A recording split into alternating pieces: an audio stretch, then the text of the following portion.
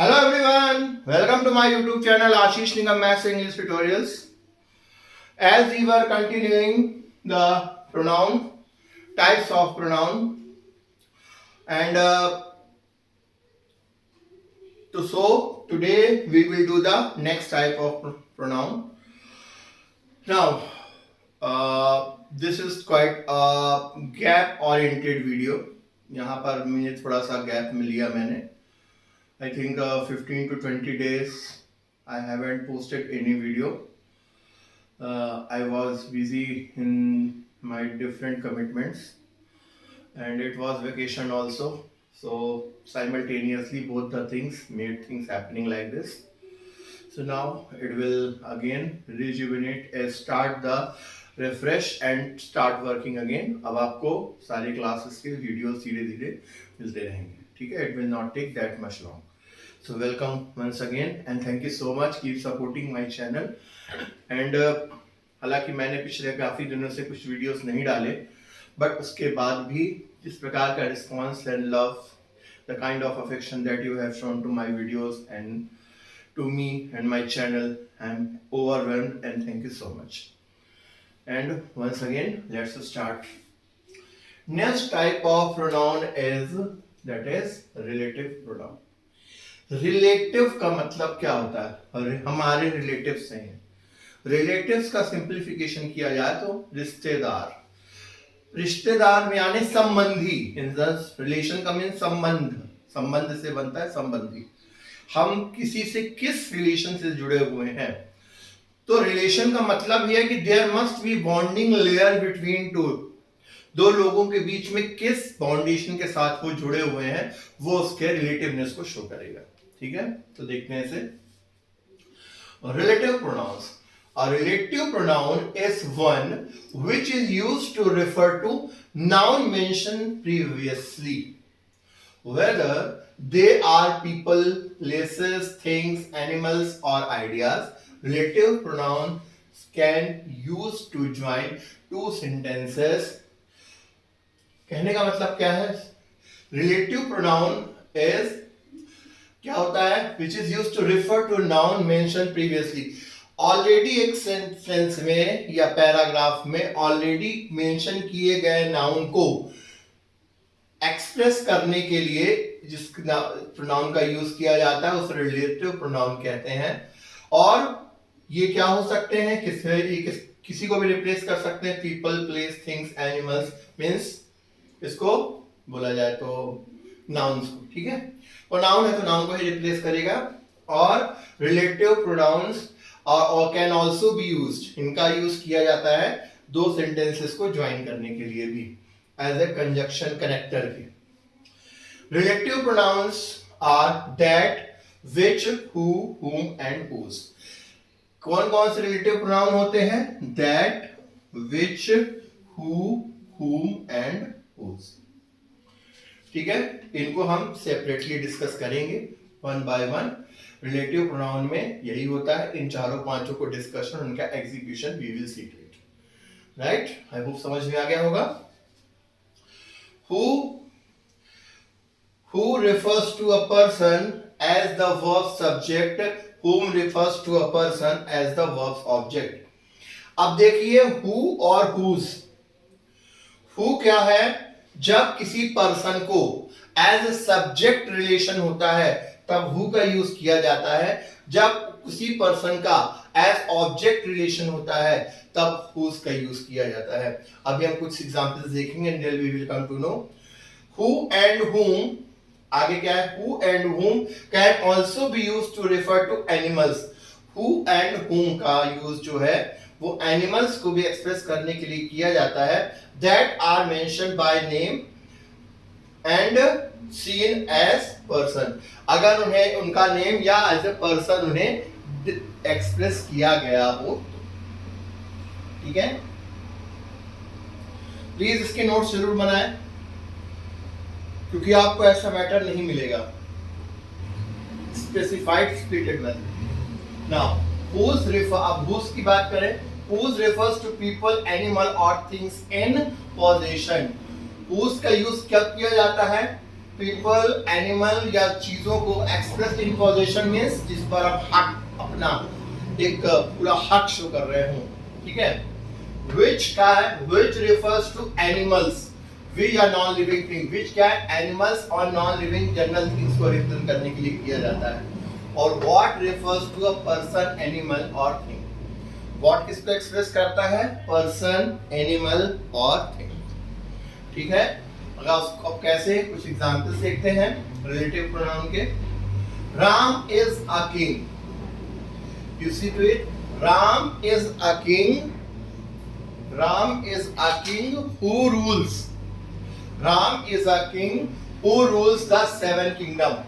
राम एक राजा है जो कि, यहां पर देखिए राम को रिपीटेशन को रोकने के लिए who का यूज किया, तो राम के लिए यहां पर क्या आया, who।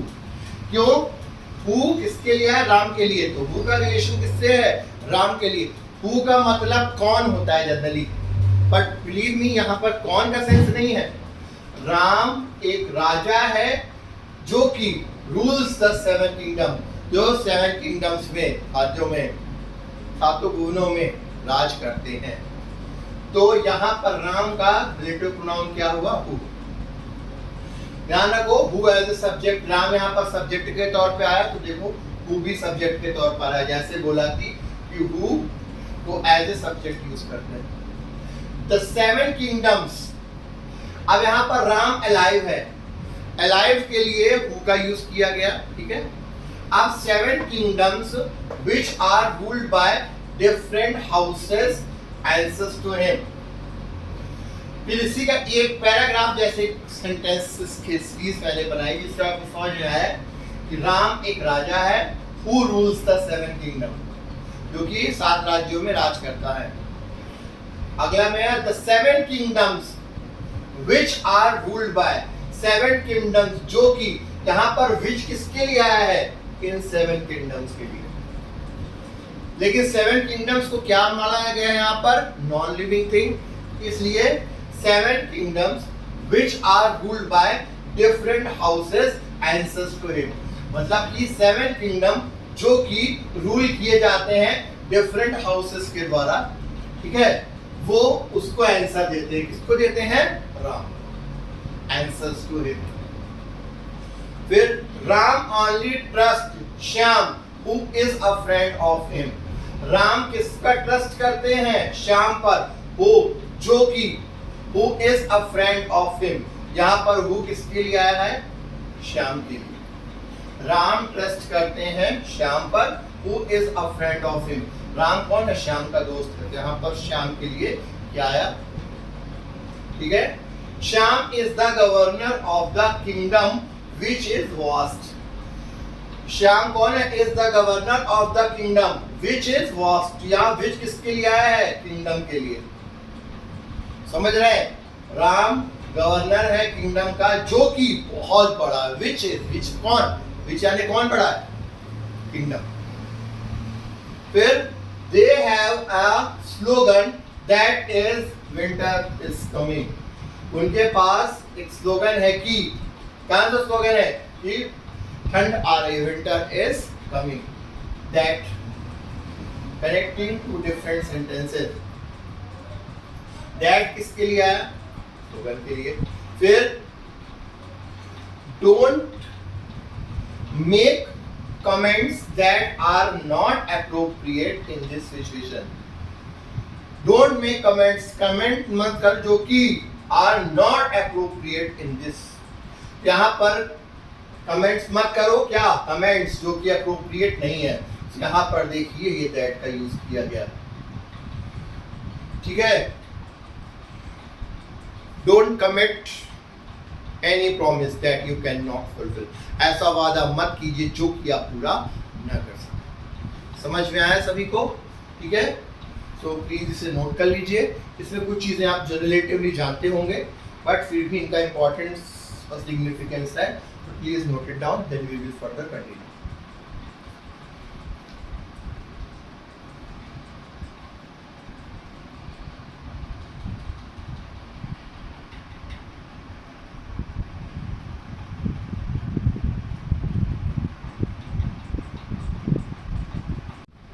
Now students let's carry forward to examples, थोड़ा और अच्छे से क्लियर हो ये, ठीक है। फिर हम कुछ डाउट्स क्लियर करेंगे कि जैसे कि क्या डिफरेंस होता है दैट और विच के यूज में, ठीक है। जैसे देखिए रिलेटिव प्रोनाउंस के कुछ examples. I don't know whose car is this, मैं नहीं जानता किसकी कार है ये।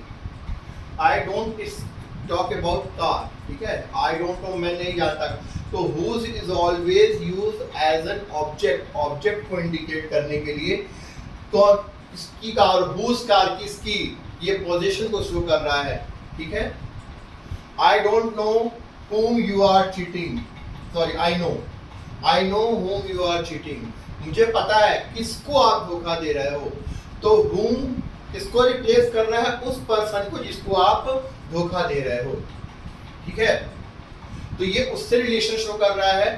I heard stories that were not good at all, मैंने सुनी है स्टोरीज कि were not good, जो कि बिल्कुल भी अच्छी नहीं थी at all, ये फैक्ट है। It's a very significant. Story सुनना पड़ेगा, कैसी स्टोरीज की बात हो रही है, एसेंशियल इंफॉर्मेशन, दैट एक एसेंशियल इंफॉर्मेशन देता है और विच नॉन एसेंशियल भी देता है। Give me the book which is on the table, give me the book, मुझे किताब दो, which is on the table, जो कि टेबल के ऊपर रखी हुई है। तो ये बुक को इंडिकेट कर रहा है, जो कि इसका लोकेशन उस बुक के बारे में बात हो रही है, which is on the table. The person whom you met, व्यक्ति जिससे आप मिले yesterday, कल, इज अ डॉक्टर, जिससे आप कल मिले ना वो एक डॉक्टर है, जिससे आप मिले वो एक डॉक्टर है। तो whom यहाँ पर क्या हो गया, रिलेशन शो कर रहा है किसी डॉक्टर से। Doctor is an object over here. We made a deal which is satisfactory, हमने एक डील किया, एक कोई कॉन्ट्रैक्ट किया which is satisfactory, जो कि पूरी तरह से संतोषजनक है। It's about deal. The questions that have been asked cannot be answered. Questions जो कि पूछे गए हैं have been asked cannot be answered. ये एसेंशियल बात है। क्वेश्चंस पूछना बड़ी बात नहीं है, लेकिन उसका एसेंशियल फैक्टर क्या है, happiness can not be answered, उनका आंसर नहीं दिया जा सकता। So that is appropriate over here. I bought a cricket bat which belongs to Sachin, मैंने क्रिकेट बैट खरीदा, कोई बड़ी बात नहीं है। व्हिच बिलोंग्स टू सचिन, जो कि किससे बिलोंग करता है, सचिन से। तो व्हिच यहाँ पर व्हिच किसके लिए आया है, bat, which belongs to Sachin, which यहाँ बैट के लिए, ठीक है। अब कुछ कॉमन से कुछ डिफरेंस होते हैं इनके बीच में, वो हम थोड़ा सा डिस्कस करते हैं। So let's see the difference between that and which. That और विच के यूज को लेकर अक्सर कॉमनली मैंने देखा है कि दैट की जगह विच लगाकर भी बोल देते हैं, लिख देते हैं और चल जाता है, चलाते हैं, मतलब चल क्या जाता है। बट ऐसा तो नहीं है ना कि स्पोकन में जो चल गया actually is it correct, no it is not. तो हमें ये ध्यान देने की जरूरत है कि थोड़ा सा जब एप्रोप्रिएट ग्रामर की बात करें तो where it should be used, where it should be avoided. So let's see the difference between that and which. That always indicates a clause that is to the meaning, that is essential to the, मैंने जैसा बोला essential to the meaning of the sentence.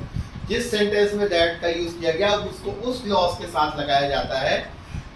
कि clause मतलब जैसे दो sentences होते हैं उनको ज्वाइन करने के लिए ऐसे कनेक्टर भी यूज होते हैं, तो जो कि एसेंशियल हो, जो कि उसका पूरा मीनिंग हो, बहुत इंपॉर्टेंट हो, और सेंटेंस में और वो नाउन को इस प्रकार से रिफर करे कि वो उस क्लॉज को कंपल्सरीली एसेंशियली एक्सप्रेस करता हो। मतलब ऐसा नहीं, should not be in a formative way. जैसे राधा वोर द शूज, राधा जूता पहनती थी, इसके बारे में that she what in Italy.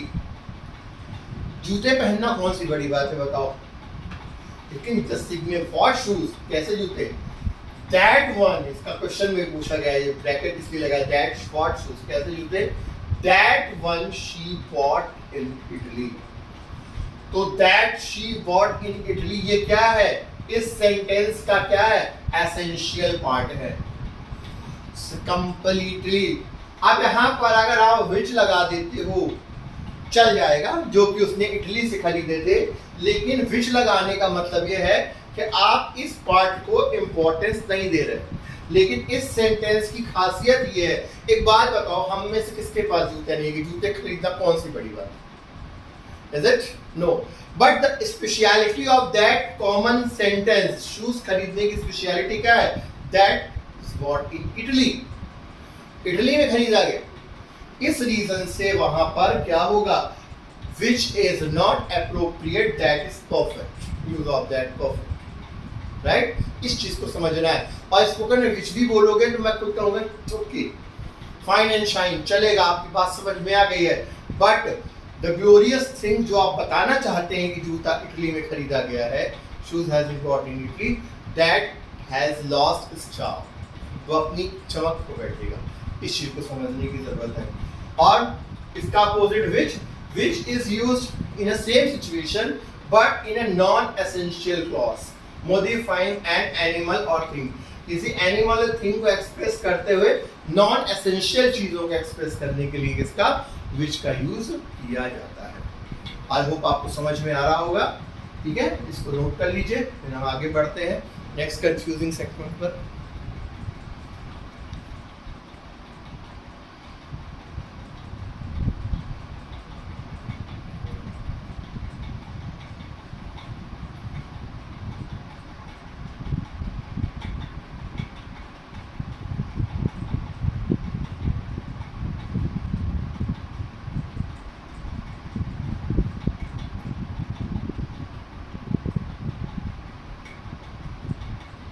तो स्टूडेंट्स, एक और कॉमन सिनेरियो है जो कि कभी कभी कंफ्यूजन क्रिएट करता है, थोड़ा सा उसको भी डिस्कस कर लेते हैं। Let's see the difference between who and हुम। ये बहुत कॉमन सा है लेकिन कभी ना कभी प्रॉब्लम क्रिएट करता है, तो last but not the least इसको भी डिस्कस कर ही ले। ठीक है, हु एंड हुम। सबसे पहली बात, use who if the pronoun is the subject of the verb. सबसे पहली बात, हु कहाँ पे यूज होता है? हु ऐसे सब्जेक्ट को रिप्लेस करेगा, सॉरी ऐसे नाउन को रिप्लेस करेगा जो कि सब्जेक्ट ऑफ द वर्ब हो, वर्ब का सब्जेक्ट हो, मतलब क्रिया करने वाला। जैसे आई एम टीचिंग, जैसे आशीष इज टीचिंग, तो मैं पढ़ाने का काम कौन कर रहा है? मैं, मतलब my name itself, myself is doing this work. So उस केस में क्या होगा? वहां पर अगर जरूरत पड़ती है तो सब्जेक्ट वही होना चाहिए, who is the person is the subject of the verb. सबसे पहली बात, हु उसके लिए यूज होगा उस सब्जेक्ट को pronoun assist, as a pronoun assist करने के लिए, जो कि सब्जेक्ट ऑफ द वर्ब होगा। जैसे कि the cyclist who won the race trained hard, cyclist won the race, मुद्दे का सेंटेंस क्या था? Cyclist won the race. Cyclist जो कि यहाँ पर हु के लिए आया, तो इस सेंटेंस में रेस किसने जीती? साइक्लिस्ट ने। तो साइक्लिस्ट की जगह क्या आ गया? तो हु इसका क्या हो गया? आपका रिलेटिव। ठीक है, एंड इसका हुम, जस्ट सेम थिंग, बट हाँ, और सब्जेक्ट है अलाइव के लिए ही होगा, ये आप ध्यान रखेंगे। सब्जेक्ट मोस्टली क्या हमेशा अलाइव ही होता है। Use whom if the pronoun is the object of the verb। इसका यूज तब करते हैं अगर प्रोनाउन या उस सेंटेंस में object of the verb, verb का ऑब्जेक्ट हो। जैसे the cousin whom we met at the family reunion is coming to visit। Cousin जिससे कि हम क्या था? मिले थे at the family function, family function में मिले थे, मान लो राम से, तो राम वहां पर क्या हो गया? ऑब्जेक्ट। अब हम उसके बारे में बात करें, याद है पिछले साल हम फैमिली फंक्शन में राम से जिससे मिले थे वो हमारे घर आ रहा है, तो वहां पर एक्चुअली में एज ऑब्जेक्ट था। ठीक है, तो ऑब्जेक्ट को इंडिकेट करने के लिए किसका यूज किया जाता है? आई होप आपको समझ में आ गया होगा। So that's all from the side of relative pronoun. अब इसके बाद हम अगला प्रोनाउन करेंगे, so please note it down, very less is this, then we further continue.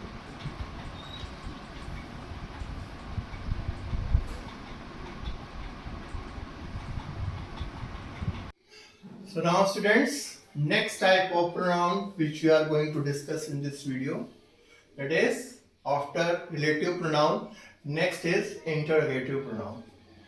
Interrogative pronoun का means you have already known, हम काफी टाइम पे डिस्कस कर रहे हैं ऑलरेडी. इंट्रोगेटिव मीन्स प्रश्नवाचक, क्वेश्चन पूछने वाला जिसका आंसरेबल हो. तो ऐसे प्रोनाउन जो कि क्वेश्चन पूछते हो और क्वेश्चन का आंसर एज अ प्रोनाउन हो, नाउन हो. मतलब प्रोनाउन के टाइप में पूछा जाए और प्रोनाउन का आंसर क्या होगा, प्रोनाउन किसके लिए यूज किया गया, फॉर सर्टेन नाउन, तो उसका आंसर हमेशा एज ए नाउन आएगा. ठीक है, सो उनको कहा जाएगा क्या, इंट्रोगेटिव प्रोनाउन. देखते हैं कैसे, बहुत इजीली समझ में आएगा, थोड़ा सा आप देखिए बस. It is similar to relative pronoun. Relative pronoun से काफी मिलता जुलता है, but interrogative pronouns are used to ask questions. ये प्रश्न पूछने के लिए, क्वेश्चंस पूछने के लिए इनका यूज होता है. मेन इंट्रोगेटिव प्रोनाउंस देखिए, सब्जेक्ट, ऑब्जेक्ट और पॉजेसिव. सब पॉजेसिव क्या है हम ऑलरेडी डिस्कस कर चुके हैं, जहां किसी पर हक जताने की बात है, मेरा, तुम्हारा, उसका, किसका, लाइक दिस. तो सब्जेक्ट में पीपल और थिंग्स, ऑब्जेक्ट के तौर पर हु, पीपल में कोई भी हो उसके लिए हु, और पॉजेसिव के लिए whom और whose यूज करते हैं, किसका, किसकी. और विच, थिंग्स के लिए विच और व्हाट. फिर विच और व्हाट पॉजेसिव के लिए भी यूज किया जाता है. अब हम इसको थोड़ा सा कुछ कैसे आंसर में, कैसे इन नाउन्स, इन प्रोनाउंस की जगह, इंट्रोगेटिव प्रोनाउन की जगह नाउन आंसर में कैसे आता है सब्जेक्ट और ऑब्जेक्ट की टर्म. ये देखिए, हु टोल्ड यू, जैसे क्वेश्चन आंसर एंड ये उसके टाइप की कैसे सब्जेक्ट में यूज हो रहा है, question answer. Who told you, question किसने तुम्हें बताया, जॉन टोल्ड मी. तो देखो हु ये था, हु की जगह क्या आया हमारा, जॉन. तो जॉन का एज इंट्रोगेटिव प्रोनाउन आंसर क्या मिला हमें, जॉन. और जॉन किस लोकेशन पे है, John is used as subject. बात समझ में आ रही है. Whom did you tell, तुमने किससे कहा, तुमने किससे कहा. यहां पर whom did you tell, तुमने किससे कहा. I told Mary, मैंने मैरी से कहा. तो यहां पर देखो मैरी किसका आंसर आया, whom का. किसको तुमने कहा, मैरी को कहा. तो मैरी इस सेंटेंस में क्या है, एज एन ऑब्जेक्ट. तो ये क्या कह रहा है, ऑब्जेक्ट प्रोनाउन. तो whom ऑब्जेक्ट के लिए यूज होता है, ये हम ऑलरेडी डिस्कस कर चुके हैं रिलेटिव प्रोनाउन में भी. वही चीज यहां पे फॉलो होगी. व्हाट्स हैपेंड, क्या हुआ, एन एक्सीडेंट हैपेंड यहां पर लिखना था, नहीं लिखा है, थोड़ा सा जगह बचने दी. बता रहा हूं एन एक्सीडेंट, वो क्या होगा, as a subject. What do you want, क्या चाहिए तुम्हें. I want coffee. What do you want, आप क्या चाहते हो, मैं कॉफी चाहता हूं. तो यहां पर वांट के लिए आया, क्या चाहते हो, क्या चाहते हो. तो आई वांट कॉफी. तो देखो कॉफी के किसको रिप्लेस किया इसने, व्हाट किसके लिए आंसर है, आंसर में व्हाट को रिप्लेस किया कॉफी ने. सो कॉफी क्या है यहां पर, object. So this will be an object one. ऐसे पहचानते हैं आंसर के हिसाब से. विच केम फर्स्ट, कौन पहला आया, टॉर्टोइस केम फर्स्ट, टॉर्टोइस पहले आया. तो टॉर्टोइस यहां पर सब्जेक्ट है, यहां पर देखिए क्या हुआ, as subject. There is one car missing whose hasn't arrived, एक कार मिसिंग है, किसकी कार नहीं आई, जॉन्स. आंसर क्या हुआ यहां पर, John's car hasn't arrived, John की कार अभी तक नहीं आई है. तो यहां पर जॉन की कार क्या हो गया, जॉन्स कार, सब्जेक्ट. किसकी कार, जॉन की car. whose hasn't, I have found everyone's keys, whose did you find, मुझे सबकी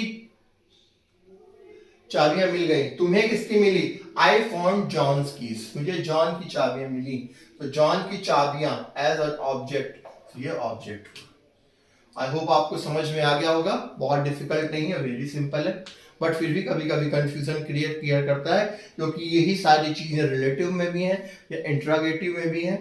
ठीक है, तो सेम चीज यही पार्ट्स ऑफ स्पीच की, this is the beauty of parts of speech, look like same words, you have different characteristics and proportions and use while using in differently in different position in a sentence.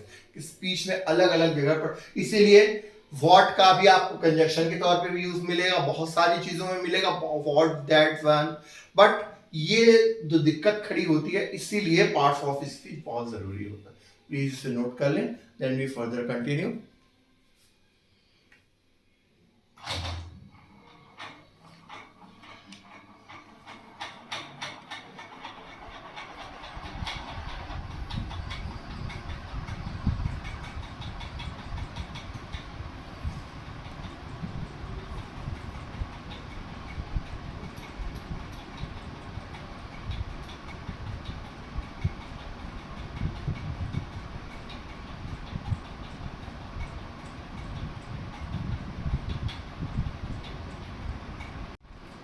Now students, at last अब हम इसके कुछ कैसे question इसमें पूछे जाते हैं related to interrogative pronoun वो डिस्कस करते हैं. आई होप आपको ये सारी चीज़ें समझ में आ रही होंगी और रिलेटिव प्रोनाउन और इंट्रोगेटिव प्रोनाउन भी आपको समझ में आ गया होगा. We will continue this series. So student, keep supporting my channel, share with your friends, do like and subscribe, keep asking the question, give proper suggestions to me in comment box so that I could make it better for you. Okay? Thank you so much and keep supporting like this as you are doing for last 2 months. Let's continue. Interrogative pronoun. सबसे पहली बात, interrogative pronoun question पूछने के 2 तरीके होते हैं. ये तो आप समझ गए कि आंसर के तौर पे प्रोनाउन मिलेगा, वो इंट्रागेटिव प्रोनाउन के सेंस का आंसर पूछा जाएगा तो वो मिलेगा, सब्जेक्ट मिलेगा जो भी है, सब्जेक्ट या ऑब्जेक्ट के टर्म में, लेकिन वो नाउन होगा. इससे 2 प्रकार के क्वेश्चन पूछे जा सकते हैं, एक डायरेक्ट क्वेश्चंस भी और इनडायरेक्ट क्वेश्चंस भी. कैसे? It may be used, it means interrogative pronouns may be used to ask direct questions. इससे डायरेक्ट क्वेश्चन ही पूछा जा सकता है, जैसे हु आर यू, आप कौन हो. इसका आंसर क्या होगा? नेम बता सकते हो, डॉक्टर बता सकते हो, कुछ भी बोलोगे that will be a noun. What do you like, आपको क्या पसंद है? मुझे मान लो बोटिंग पसंद है, डांसिंग पसंद है, सिंगिंग पसंद है. कुछ खाने की बात करने के बाद क्या लाइक करते हो? Home do you go with, किसके साथ आप जाते थे या गए थे? तो उसका जवाब आप दोगे राम श्याम राधा मोहन सीता गीता जो भी है. Whose is this, सपोज करिए whose is this, ये किसका है? जिसका भी होगा उसका नाम आ जाएगा. Which is your pen, कौन सा तुम्हारा पेन है? ये मेरा पेन. तो डायरेक्ट क्वेश्चन पूछा गया है. So this is the way of asking direct question related to interrogative pronoun. Interrogative pronoun देखिए ये सारे हैं और इनका आंसर जो भी होगा वो सब के सब क्या होंगे? नाउन. ठीक है. फिर इट मे बी यूज्ड, इसका यूज किया जाता है इनडायरेक्ट क्वेश्चन पूछने के लिए. आई don't know what she wants, मैं नहीं जानता वो क्या चाहती है. वो क्या चाहती है वो जाने, मुझे नहीं पता. आई don't know what she wants, कुछ तो चाहती है लेकिन मुझे नहीं पता. व्हाट शी वांट्स, वो क्या चाहती है. तो यहाँ पर ये इनडायरेक्ट क्वेश्चन है. Tell me whom you want to meet, बताओ मुझे तुम किससे मिलना चाहते हो. बताओ मुझे तुम किससे मिलना चाहते हो. इसका आंसर होगा तो उसी सेंस में, लेकिन इनडायरेक्ट क्वेश्चन, डायरेक्टली नहीं पूछा जा रहा है. Do you know whose coat this is, क्या तुम जानते हो किसका कोट है ये? ठीक है. और यहाँ पर देखो ये डायरेक्ट बिल्कुल सिंपली बिल्कुल एक, और यहाँ पर एक कॉम्प्लेक्सली वे, ऐसा लगता है 2 सेंटेंसेस को मर्ज करके, ये कहलाते हैं direct direct question asking and with interrogative pronoun, और indirect question way of asking with help of interrogative pronoun. Reason mostly ये है कि जब डायरेक्ट क्वेश्चन पूछे जा रहे हैं तो इंट्रोगेटिव प्रोनाउन बिगिनिंग से स्टार्ट हो रहा है, और जब इनडायरेक्ट क्वेश्चन पूछे जा रहे हैं यही सारे इंट्रोगेटिव प्रोनाउंस क्या आ रहे हैं? इट्स नॉट स्टार्टिंग, ये बीच में आ रहा है. बात समझ में आ रही है? ये कॉमन सा डिफरेंस है जो हम इजीली रिकॉग्नाइज कर सकते हैं. आई होप आपको सारी चीज़ें क्लियर होंगी. So please keep supporting and like my channel, share with your friends, keep working hard. ठीक है. तो आज की वीडियो में हम इतना ही करेंगे. Next we will further continue. Thank you so much. Have a nice day. Take care. Radhe Radhe.